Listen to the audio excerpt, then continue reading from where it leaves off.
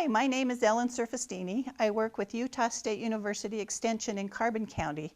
And today I'd like to show you a slightly different twist on a food storage program. You never know when an emergency is going to arise, whether it be what's for dinner or whether it be a disaster like you've lost a job or you've been laid off. There's too much month at the end of the money. These ideas that I'm going to show you today will be very beneficial at the emergency times when you need them. I think sometimes we focus on storing bulk items in our food storage, like wheat or beans, and then we wonder what we're going to do with all of them when we get hungry. By storing what I call box meals in your food storage, you have all the ingredients together in one box or one container that you can use to make a quick, delicious meal. Now, lots of times they tell us that during those times, it's the comfort foods that you need. So a good idea is to go through your recipes and find your family favorites. And I'm going to show you or tell you how to do a box meal here. So the first thing you do is you want to go through your family favorite recipes. See what recipes will adapt themselves very well to these. If you pick skillet meals or casseroles or soups, they lend themselves very well to this type of food storage program.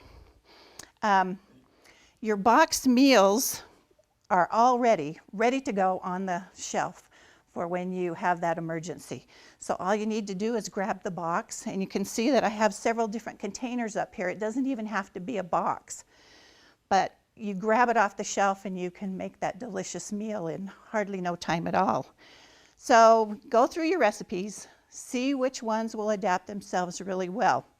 You want to look for the ingredients, the fresh ingredients, and you're going to change them to a form that can be stored on the shelf for maybe 3 to 12 months.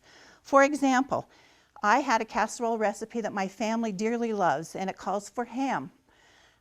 Obviously, you can't store the ham in a box, and so you could go to something like Spam, which I did for a box meal, and it works very well in this particular recipe. You could also go with canned ham in this recipe. Now, not all recipes are going to adapt themselves well to these canned products, but look for the recipes that will. When it calls for a fresh tomato, you can use canned tomatoes. If it calls for green peppers, I found that one a little challenging, but in some recipes I have used canned chilies, and it works out very well. My family isn't really fond of green peppers, and so sometimes I omit the ingredient, and they don't know the difference. So things like fresh vegetables you can get canned. If it calls for potatoes, you have a choice. You can either use potato flakes or the potato pearls, or you can use canned potatoes. In a casserole, lots of times they'll call for noodles. You can substitute practically any kind of noodles in here. And what we do is pre-measure them and put them in just a zippered storage bag, and they're ready to go. It's all measured. Okay, once you've gone through your recipes, then make a shopping list. What do you need? Go to the grocery store or go look at your food storage that you already have on hand. What can you use? But get your ingredients all assembled and ready to go. Then what you want to do is, in these recipes that you're using, look for what spices or herbs or seasonings are used. And in this particular one, there happens to be, this is my family's favorite ham and noodle casserole. There happens to be salt and pepper and dried onions, and the recipe actually called for chopped onions, but we want it in a form that's easy to store on the shelf. So I've pre-measured in here. We have the dried onions and the salt and pepper, so all I need to do is add it to the recipe. The next thing you want to do is assemble your ingredients in a box now, or a container. Up here I've got several examples. This is just a plain old shoebox, nothing really fancy, but it's about the right size and it works very well. I picked up some boxes that I thought work really well, and I've used them over and over again. This is one I got at a paper store. I've included on the front just a little plastic sleeve that holds the recipe and gives directions for what's in the box. This particular one is a taco soup, and everything is in there except the ground beef. If you did not have the ground beef on hand when you went to make this, it's still a good soup to use without the ground beef. But directions and everything right there in that box. The next thing, make sure that your box is labeled. And so therefore I have it right here on the front. Sacks, reuse your gift bags that you get. When the corners get a little frayed or whatever, they're great to use for holding your box meals. On the front I've put the little plastic sleeve also, but you want to make sure that in all of these you include the recipe and the directions on how to make what's in the box. Otherwise, if it's not you, you're going to be lost. Okay, then another thing to remember is that you want to put an expiration date on there. Sometimes there's ingredients in the box that are going to expire before the other ingredients. In this particular one, we have breadcrumbs. Breadcrumbs only last about 3 months on your storage shelf. They're going to expire way before the cream of chicken soup that's in here. So I would put probably a 3-month expiration date on here, so my breadcrumbs wouldn't be stale when I went to use them.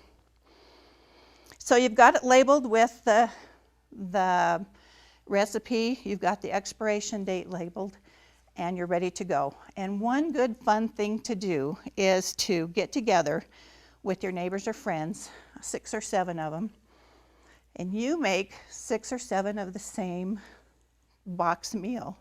And then your neighbors make their favorite box meal, and you get together and you have a swap party so that you end up with several different kinds of box meals to put on your shelf.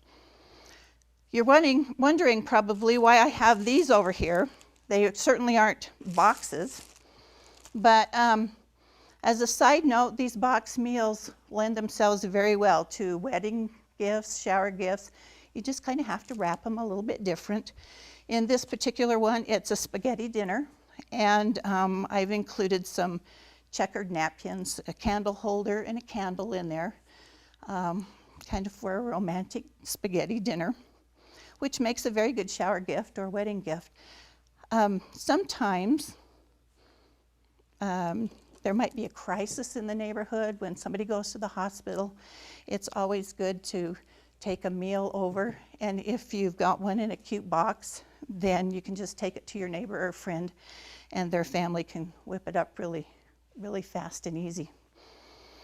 I know that when my kids came home from college, they would raid my shelves of the box meals because they were tired of eating ramen noodles the whole time, and so it was great to get the box meals for something different to eat. And it's fast and it's easy. Everything is there. It's pre-measured so that all you have to do is follow the recipe. You don't have to measure anything. You hardly have anything to clean up, and it's prepared, most of them, within a half hour.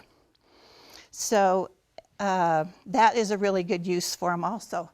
Another one, when the classes I taught, people would say, oh, those would be so good for my elderly parents, because they don't do a lot of preparation cooking wise, and they wanted to have some meals on hand so they didn't have to shop and they didn't have to do a lot of preparation.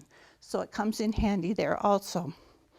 But whatever the emergency is, it is great to have these on hand for, you know, when the money is short, when the time is short, and you can use these for those types of things. Lots of fun and lots of, I don't know, self-worth with, yes, I made that meal.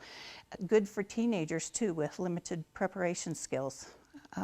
When you're going out for a night on the town and want to leave your kids with a babysitter, then the babysitter can easily fix the meal. So I give you a challenge to go home and make some box meals. Get your family favorites out and see what you can do. Be creative.